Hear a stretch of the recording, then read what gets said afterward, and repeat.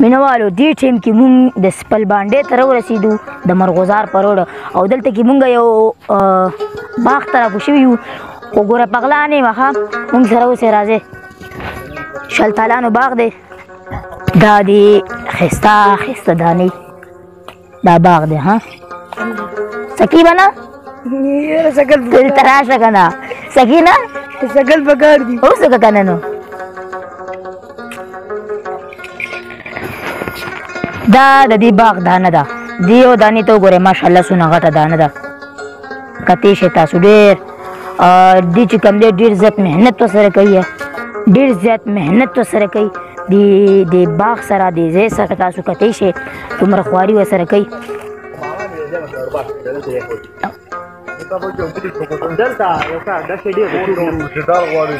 چې کوم دی دې کې ماشاءالله ډېر زیات سره سره دي یو باغ نه دی ماشاءالله ها او خوابیل دی خوابیل دی شنه شنه دي خالونه دي سپین سپین دي لاسونه دي ډېر ښایسته ښایسته ما ته جنت کې دوزخي سړي کیسه کوله مونږ به هلته هم د زړونو معامله کوله او ویل مې راشه چې وجل دې هم شي او که نه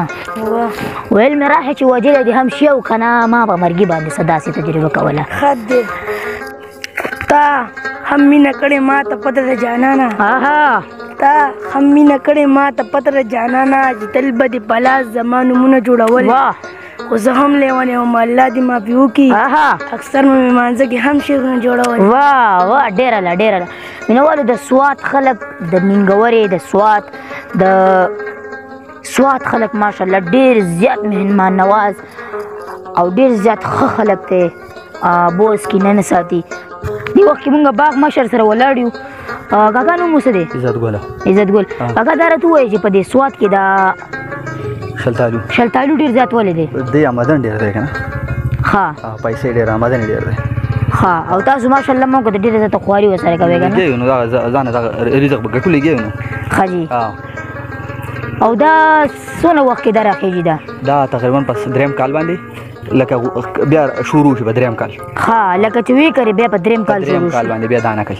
په څلورم کال بیا ښایي تاسو دا څونه وخت وشو دا کړلی دی د دې تقریبا 15 کال وشو 15 کال یې درته وکړو ښه سو مزدوري پکې شته شته گزاره کوي بس الحمدلله په دې سره باندې بس شکر ادا کول پکار دي ځکه چې لږه دا شکر ادا کول پکار دي ډېره شکر چې په وباسي نو الله پکې نور برکت هم واچوي